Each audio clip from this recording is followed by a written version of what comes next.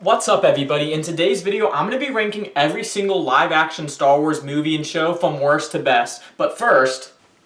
Hey Carson, you should do a Star Wars ranking video. Nah, I'm good. It doesn't really fit the vibe of the channel. You will do a Star Wars ranking video. I will do a Star Wars ranking video. So, before we get into it, I want to remind y'all that this video, it is my opinion, which means it's the correct opinion, and every other opinion is invalid. I'm kidding. So we're ranking all 11 live-action movies and the 4 live-action shows. Okay, in last place, Star Wars, The Last Jedi. I'm not a fan of the new trilogy, at all. And to me, The Last Jedi is the worst in that trilogy by far. And here's my main reason why. Every single character is dislikable. Luke, it just seems like some old grumpy grandpa to me. Rey just reminds me of a teenage girl on her period. What? Finn is just this mean, dislikable character, in The Last Jedi at least. And then you have someone like Rose, the most annoying character in Star Wars, besides maybe Jar Jar. But the thing is, Rose wasn't even supposed to be annoying. So I don't know how they mess up that bad with a character like her. The whole time I was watching that movie, I kept thinking, hopefully Rose dies. I know. And then Kylo Ren, I get you don't want him to be just like Darth Vader. I totally get that.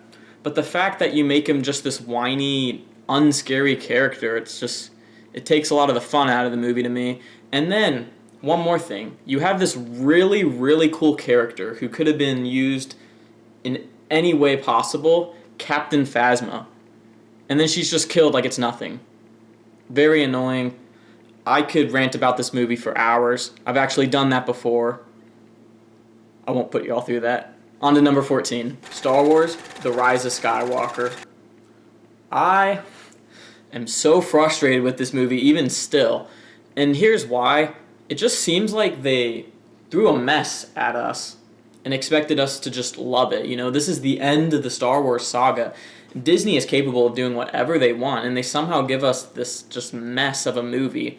And I get some of it was because they were trying to, undo the mistakes in The Last Jedi. But still, it just feels like they pulled ideas out of a hat, went with it. And I don't even like a lot of ideas. Rey. She's a Palpatine, oh my gosh. Who's the main villain in this movie? Palpatine, again. Okay. What are they going to fight at the end of the movie? Palpatine's just going to rise up a bunch of Star Destroyers. Oh my gosh, it's annoying. And then another thing, there's just supposed to be this new ability with the Force. The Force in Star Wars has been around since the beginning, 40 years, and the fact that you can now just transfer your life to someone else, it doesn't make sense to me. Kylo literally transfers his life to Rey, and it was just so frustrating watching that for me. Another thing, so you make sure to say Rey is a Palpatine, and then you have Rey and Kylo Ren just making out. What are you doing? That's just saying, hey, you're related. Now make out. Why push that incest so hard? On to number 13. The Book of Boba Fett. This was the second show on Disney Plus, live action show at least, and it had to follow up The Mandalorian. So I feel like everyone knew it wouldn't be as good as The Mandalorian, but it still could have been a B tier show maybe, and instead it was a D tier, maybe even F. And it just wasn't a good show. There's 6 episodes, right? That should be enough for a plot. The plot only actually covered an episode and a half. You have 2 episodes of the show, which was a flashback, and it was kind of cool. Didn't really have to do with the plot at all. And then you have 2 episodes that are just Mandalorian and Grogu, and it was really cool to see. It was really cool, but the fact that the best part of your show has nothing to do with the main characters, it's like a spin-off episode that ends up being the best episode. That's literally what happened. It sucks. And here's a complaint. Boba Fett's helmet being off all the time just kind of ruins his character as a whole, in my opinion. And then here's the big thing. It's just such a meme. They had this biker gang that was... They look like they're from Alita Battle Angel or something. Just a biker gang with robotic body parts. Oh my god! It just was so cringy to watch. And number 12, ObiWan Kenobi. It's kind of polarizing because there were some parts of the show that I loved. Flashback scene with Anakin and Obi-Wan. Darth Vader just being a beast, Obi-Wan kind of rediscovering the Force. It was awesome. And all the show had to do was kind of focusing on those things to make this amazing. But instead, they gave us this plot with Leia, which no one wanted. And the fact in the end of the first episode, Leia's trying to run away from the bad guys, and the bad guys run into a tree branch and they can't get her. Oh, snap. It looks like it's from a Power Rangers episode. Unacceptable for Disney, especially with that high a budget and the fact that it's an Obi-Wan show. Also, Inquisitors being in it, cool. Reva, on the other hand, extremely annoying. And her reasoning for wanting to kill Anakin or Darth Vader doesn't even make sense. I hate it. And at one point you think she dies, and I get so excited. I remember jumping up and down because I thought she died, and she didn't. I don't know. And there was some really goofy moments in the show, like Bang. And Leia leave this Imperial base because he has his robe over Leia. It's stupid. It's unacceptable.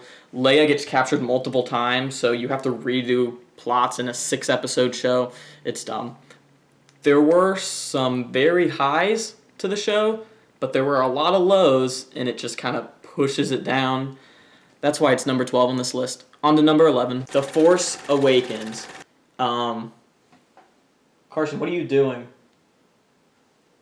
Ignore that. As I was saying before I got interrupted, this movie's actually kind of good. It is a roller coaster the whole time. It's very entertaining. This is genuinely a really entertaining movie, but I don't like this new trilogy. This is definitely the best of the trilogy, but you bring back all the old characters, which you kind of have to do. They never once reunite. To me, that is dropping the ball to the next level. Also, they just kill off Han Solo like it's nothing, and they almost undo his hero journey. You think about how he started in A New Hope. He just didn't care about others, doing his own thing. And then by the end of Return of the Jedi, he's like a hero. Then you go to Force Awakens and he's back to where he was at A New Hope. Just some grumpy, divorced dad going around the galaxy, with a cigar in his mouth, whatever. I'm kind of exaggerating, but you get my point. Then you kill him off. It's frustrating. They set up a lot in this movie that, got ruined because of The Last Jedi and The Rise of Skywalker, but The Phantom Menace at number 10. So everyone says this, I feel like, when they complain about this movie, but if you make Anakin a few years older, this movie is so much better. He doesn't have to be an adult. I still like the idea of him being young. Make him 16 or something. That way, when he's out speeder racing, it seems less weird. When he's, out in space, in a space battle, it's less weird. Who sends their little kid out into space? Even though he's a good pilot. It doesn't make sense. Also, Jar Jar, if you're going to have him in the movie, at least barely have him in the movie. Those are really just the two biggest complaints. Oh, one more thing. Padme being a maternal character to Anakin, it's so weird. I don't know what George Lucas was thinking. I will say there's a few things I love about this movie. Qui-Gon Jinn, amazing. Duel of Fates, the song that plays at the end with one of the best fights in Star Wars, Darth Maul versus Obi-Wan and Qui-Gon. It's one of the best sequences in all of Star Wars. At number 9, yeah, that's 9, just making sure, we have Solo. I actually think Solo is a pretty good movie. I don't really have many flaws with it, and you almost have to appreciate the fact that 80% of this movie was filmed, and then the director changed. And you wouldn't even really know watching. Also, the lead actor, it was supposed to be someone else. And I think the guy who played Solo did a great job. I will say this movie does get a lot of hate, and I can kind of tell you why. So this movie came out, I think, 6 months or so after The Last Jedi. So I feel like the hate from that movie almost carries over onto this movie. Gosh, I feel like I was going to have a stroke just saying that. This movie's just entertaining throughout. There's this part with a robot that's like kind of weird where it starts talking about like social justice. It's not a big deal. It's just something I wanted to throw in there. To me, this movie, it's not a top tier movie, but it's really entertaining for what it is, and they did a good job. I do think, this is just my opinion, this would have been really good as a Disney Plus show. I mean, think about it. You have an episode of him like leaving his planet, an episode of him on the train, blah, blah, blah. I feel like Solo could have been a really good Disney Plus show. It's still a great movie. On to number 8. So having number 8 being Attack of the... Okay, Having number 8 being Attack of the Clones, I'm going to get some hate for this. I don't care, though. I think the green flags outweigh the red flags by a lot in this movie, and that's why I have it this high on the list. And some of those green flags being Count Dooku, amazing. Jango Fett, amazing. Seeing the clone army come to be, I like that. I really do. One of my favorite parts is just there's just so much action, especially towards the end, seeing all the ships flying around, seeing so many, lightsabers just whipping all over the place. That wasn't supposed to be sus at all. We have 2 camera angles now, because that's how intense this video is getting. My favorite part in this movie is, Padme Amidala. I definitely butchered her last name, but she really gets my lightsaber up, if you know what I mean. Well, on to number 7. Okay, I know I already said number 7, but one more thing for Attack of the Clones. The romance in this movie is some of the worst stuff I've ever seen in general. Just the worst, like not even Star Wars related, just the worst stuff ever. At number 7, we have Rogue One. Some people have this movie as like a top 3, which I actually understand, and some people have it kind of low, which I understand. I'm the kind of guy who has it kind of in the middle. And the reason B is that it doesn't really have all the lightsabers and all the like iconic characters, but that's something I like about it. And when you're watching this movie, you're really engaged with these characters. Sure, they're forgettable like later on, but you're really engaged with them, and then by the end of the movie, they all die. It's like, whoa, what did I just witness? And then you get to see some of the best Darth Vader being a beast, just footage in general. If you compare the end of Rogue One to the beginning of New Hope, it's so well like connected. Makers of Rogue One did such a good job making this movie. It's some of the effects are insane. One thing I loved watching this movie is you see like two Star Destroyers kind of clash, and it just looks so cool. I really enjoy this movie. So at number 6, we have Mandalorian. This show came out at the perfect time because tons of people were starting to lose hope in Disney Star Wars, me included, and I totally get it. And then Disney Plus drops Mandalorian, like the first live-action Star Wars show. And it was the right show at the right time. You pick a character that's easily loved, but it's a new character. You put it in a time period in Star Wars that hasn't really been touched yet, between Return of the Jedi and Force Awakens, because it takes place like 5 years after Return of the Jedi. And then you go on adventures every episode. And it's also a show for all ages when you think about it. Little kids love Grogu and the Mandalorian. Middle-aged men who've been fans of Star Wars their whole life love The Mandalorian, and it's because the show is really deep, but it's subtle at the same time. You have this bounty hunter who's been taught to kill his whole life, and then all of a sudden he has to save this creature, and I guess it helps that the creature is Baby Yoda. But I really love Mandalorian. One quick complaint, it's not a big deal because I still love Mandalorian Season 2.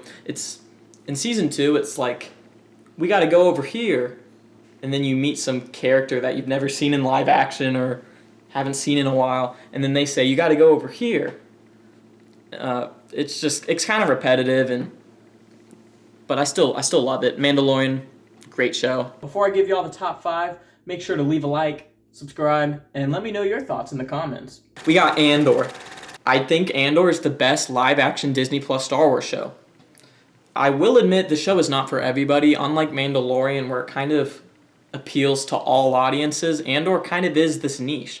Because Andor doesn't rely on, Jedi, Sith, lightsabers, the Force, huge battles. known characters, but instead it puts in Cassian Andor, a lesser-known character in the Star Wars universe, adds a bunch of new characters, but yet the production, the writing, the special effects are so well done. It's crazy even comparing Andor to Boba Fett. Like, how are they in the same universe, or Book of Boba Fett, you know what I meant?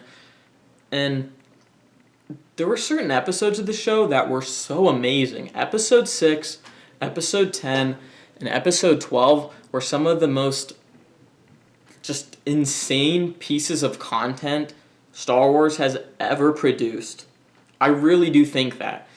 The writing is kind of mature. It's just, it feels like this missing puzzle piece in the Star Wars universe. And I totally understand people not liking the show as much as I do, but for me, the show is just top tier. I will admit there's a few boring moments, but it doesn't bother me too much. On to number 4. We got Star Wars Return of the Jedi. I love this movie. This movie made me want to become a Jedi as a kid, actually.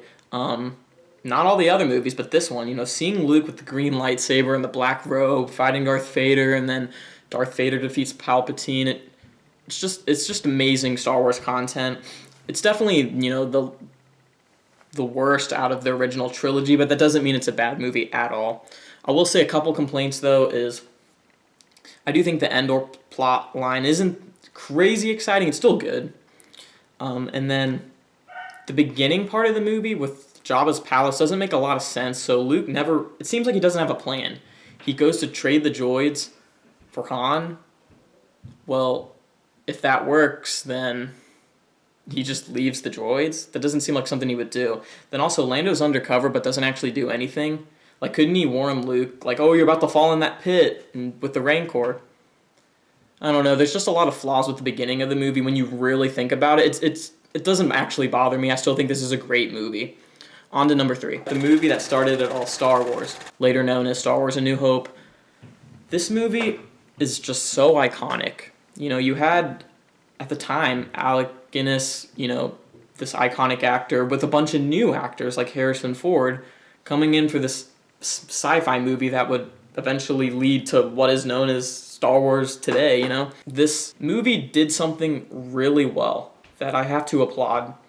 I don't know if a lot of people have thought of this, but the first 15 minutes of the movie is kind of them showing Darth Vader, showing how evil he is, and then they show Luke. You don't even see Luke for the first, 10, 15 minutes of the movie. And I think that's one reason why, even today, Darth Vader seems so menacing, is because way back, originally, they decided to introduce the villain first, you fear him right away, and then they show the hero, the farm boy on Tatooine. I don't know, I really like that.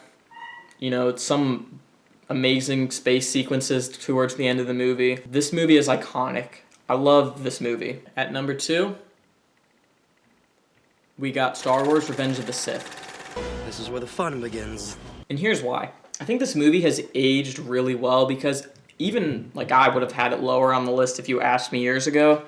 But it's such a good movie. And it has so many memes. I know that sounds dumb, but so many, iconic memes. Do it.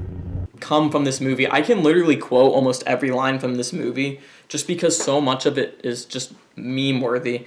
There's a lot of great characters, a lot of great moments. I personally think the fight between Anakin and Obi-Wan is amazing. Some people don't like it because they say it seems choreographed. That's the point. Imagine you're a Force user fighting another Force user that you know really well. You're going to know their every move. That's why it seems so choreographed.